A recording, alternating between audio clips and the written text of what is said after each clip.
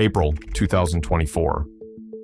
A routine seafloor survey uncovers an unregistered Nazi warship, perfectly preserved, its anti-aircraft guns still silently aimed at a battle that ended 80 years ago. There is no record of this vessel, yet its hull tells a story of deliberate secrecy, sealed tight from within to hide its final desperate cargo. What happened inside this steel tomb, and what horrors were its creators willing to bury forever? Beneath the surface, the sonar scan traced a sharp silhouette, long, angular, unmistakably military. At a depth of nearly 300 feet, the Baltic's cold, brackish water had preserved every detail. The hull stretched over 90 meters, armored plates unscarred by battle, the lines echoing the late war designs rushed from German shipyards as defeat closed in. No name, no pennant, no registry number broke the monotony of gray steel. The only markings left were faint shadows, where insignia had been ground away, as if the ship's very identity had been erased before it slipped beneath the waves. Forward, twin anti-aircraft guns remained locked in place, barrels pointed skyward in silent defiance. The gun shields bore no impact scars, no evidence of strafing or shell fire. Along the deck, hatches and companionways were sealed tight, some edges showing the uneven bands of hasty welds. Even the anchor chains rested undisturbed, as if the crew had intended never to weigh anchor again. The vessel sat perfectly upright in the silt, superstructure rising above the seabed in an unnatural stillness. The bridge windows, clouded with decades of salt and pressure, looked out over a world that had forgotten the ship's existence. No debris field, no torn plating, no sign of the chaos that usually marked a wartime sinking. Instead, every line and angle suggested deliberate preparation, a ship locked down from within, preserved by both human intent and the Baltic's slow decay.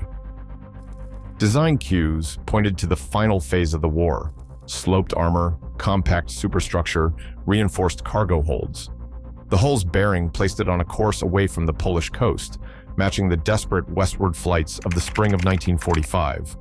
Yet, in every archive, every convoy log, this ship's profile was absent.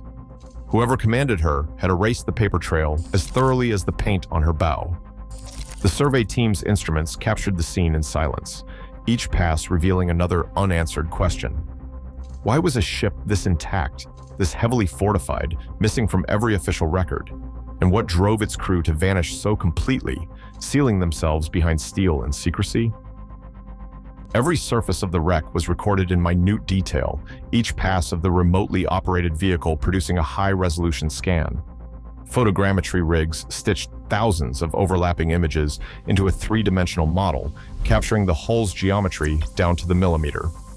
These digital records would serve as the baseline for any future investigation, preserving the ship's condition before nature or human hands could alter a single rivet. The Baltic's unique chemistry made this level of preservation possible. Low salinity and cold temperatures slowed the usual decay, leaving steel plates and deck fittings almost untouched after 80 years underwater. The survey's instruments measured ambient salinity at just 7 parts per thousand, a fraction of open ocean levels, while temperatures hovered near freezing even in late spring. These conditions explain why weld seams, paint remnants, and even tool marks remained visible, offering forensic clues that would not survive in warmer, saltier seas. Untouched. Laser scans mapped the hull's curvature with sub-centimeter accuracy, revealing subtle warps and stress lines that might correspond to last-minute modifications. Each structural feature, including gun mounts, porthole frames, and anchor winches, was cataloged by type, dimension, and location. The team logged every anomaly for later comparison with surviving shipyard plans from German archives, hoping to match this ghost vessel's blueprints to a missing file in the Bundesarchiv. Anomaly. No attempt was made to disturb the silt or penetrate the interior. Instead, the focus was on documentation, an unbroken chain of evidence from first contact onward. The survey's digital archive will allow forensic analysts to revisit the wreck virtually, layer by layer, long after the initial expedition has left the site. In the world of deep-sea archaeology, these scans become the gold standard, a permanent reference immune to rumor and speculation. With the exterior now captured in forensic detail, the survey prepared to move closer, seeking access points for the next phase of investigation. The hull's silence yielded nothing, but the data told its own story. A vessel preserved by accident and design, waiting for its secrets to be read in the language of steel and salt. Secrets. A sudden jolt of static crackled through the control room speakers as the remotely operated vehicle hovered over the nearest deck hatch. The pilot's voice, clipped and tense, cut through the silence.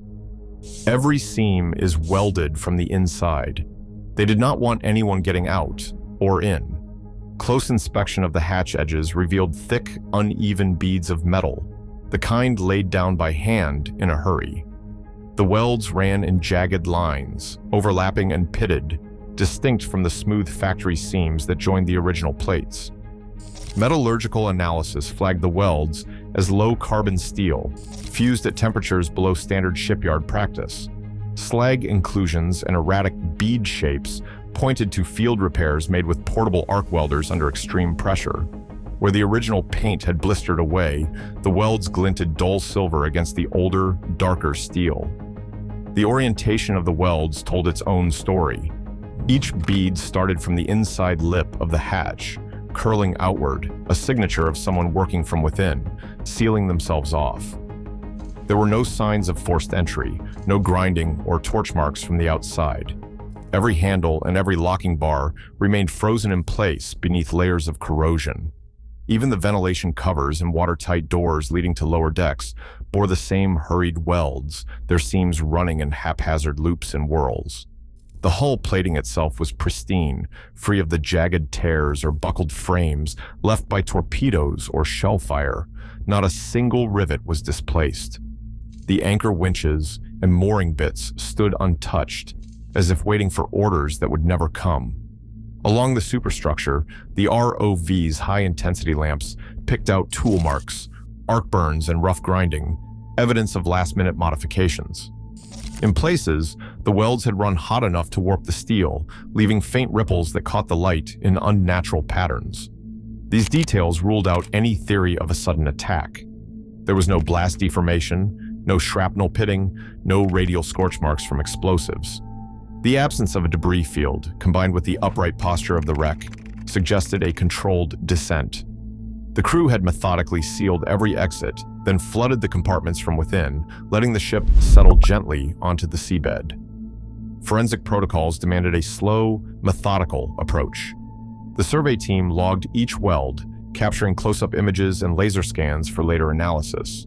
Portable spectrometers confirmed the chemical signature of emergency welding rods, a mismatch with the high tensile steel used in the original construction. Every detail reinforced the same conclusion. This was not the aftermath of battle, but the result of deliberate, desperate isolation. The mood aboard the survey vessel shifted as the evidence mounted. What began as a technical exercise in mapping a forgotten wreck now felt like intrusion into a sealed crime scene. The ROV pilot's voice, usually steady, wavered as he guided the probe toward the next hatch. It was like they locked themselves in and threw away the key. With every pass, the sense of unease grew. The welded hatches spoke of a final act, one that left no path back to the surface, no chance for rescue. The only way to understand what happened inside would be to find a breach, a weakness, any opening to the world sealed away within. Inside the cargo hold, the camera's narrow beam revealed a landscape untouched by light since the war's end. The first object to catch the lens was a wooden crate, its planks warped but still solid, stamped with the Reich's eagle and swastika in faded black ink. The symbol, once a mark of power, now seemed to preside over a graveyard. The crate's side had split, exposing a dull gleam, gold bars stacked in neat rows, each one pressed with serial numbers and the unmistakable crest of the German Reichsbank. Nearby, a shattered crate spilled a tangle of gilded frames, their ornate corners broken and splintered. A torn scrap of canvas revealed the edge of an oil painting, an elegant gloved hand frozen mid-gesture, the rest lost to rot and silt. The camera panned slowly, passing over more crates, some intact, others forced open by the slow violence of pressure and time. Each bore markings in German script, names of cities looted, Museums emptied, private collections vanished. One crate's lid hung askew, exposing a jumble of silver chalices and jewel-encrusted icons, their surfaces dulled by decades underwater. The provenance was unmistakable. These were objects stolen from across a continent, gathered for a regime's final gamble. The horror deepened as the camera swept to the far side of the hold. Welded steel partitions divided the space into makeshift cells, each barely large enough for a person to crouch. Rusted bars and padlocks still held fast, sealing off the compartments. Inside, scattered across the deck, lay the remnants of hurried lives. A child's leather shoe, a woman's vanity case with a cracked mirror, a dented tin cup, a handful of letters written in Polish and Russian. No bodies remained, only these mute witnesses. The arrangement of the cells, the presence of personal effects, spoke of human cargo. Prisoners transported not as refugees, but as bargaining chips. A battered suitcase, its lining torn, bore initials stitched in red thread. Next to it, a diary, its pages fused together by seawater, offered a glimpse of handwriting, the ink blurred, but the fear still palpable. Metal tags, stamped with numbers, hung from the bars, silent records of those once held inside. The remotely operated vehicle's light flickered across a wall where someone had scratched a date into the paint, April 1945. The air in the control room grew heavy as the team cataloged each artifact. Every object was a piece of evidence, every marking a question left unanswered. The crates of gold and art pointed to a regime intent on salvaging its wealth at any cost. The cells and personal belongings revealed a darker calculus, lives weighed against loot, desperation measured in both gold and suffering. No sign indicated a struggle. The partitions had been locked from the outside, the prisoners left with their few possessions as the water rose. The hold was a tableau of greed and cruelty, preserved in the silence of the deep. Each artifact, each trace of a vanished life, demanded answers that no logbook or manifest could provide. The moral weight of the discovery pressed in as heavily as the Baltic itself, making the wreck not just a relic, but a sealed indictment of the era's final days. Maritime records from the spring of 1945 are riddled with gaps, especially as Nazi Germany's collapse forced frantic decisions along the Baltic coast. In those final months, Operation Hannibal mobilized more than 1,000 vessels to evacuate retreating soldiers, civilians, and whatever valuables could be loaded in the chaos. Convoy manifests from Pillau and Gotenhofen list passenger numbers and military hardware, but many entries are missing or incomplete, and some ships never appear in the ledgers at all. Dr. Helena Markert, a Baltic maritime historian, points out that the Nazis were masters of erasing evidence when it suited them. She notes that as the Soviet army closed in on East Prussia, orders went out to move not just people, but also archives, gold, and looted art, anything that could serve as bargaining chips if Berlin fell. Rumors persist in the archives about special transports carrying Sondergut, coded language for high-value assets, alongside human cargo marked only as priority prisoners. These references are scattered across intercepted radio traffic and fragmentary port records, never enough to confirm a single ship's fate. The cargo discovered in the wreck, crates stamped with Reich Eagles, personal effects from multiple countries, and evidence of makeshift cells, matches the pattern seen in these last-ditch escape efforts. Dr. Markert suggests that this vessel may have been one of several dispatched without official documentation, its mission to ferry both assets and hostages westward as the Red Army advanced. She recommends a full cross-check with the Bundesarchiv and the Polish State Archives, assigning her team to compare the wreck's features against lost transport lists and missing persons files from April 1945. Only by piecing together these scattered records can the true purpose of the ship's final voyage be understood. Within hours of the initial survey, maritime authorities issued a blanket seal order for the site. The coordinates, logged by the energy company's autonomous underwater vehicle, were classified under international war grave protocols. No ship, diver, or salvage operation would be permitted within a 5 nautical mile exclusion zone. The directive cited the 2001 UNESCO Convention on the Protection of Underwater Cultural Heritage and the Hague Convention's war grave protections, invoking the highest standards for dignity and preservation. A forensic roadmap was laid out in urgent terms. The first mandate: non-invasive study only. Every inch of hull and cargo would be documented with high-resolution photogrammetry and industrial computed tomography scanning before any physical contact.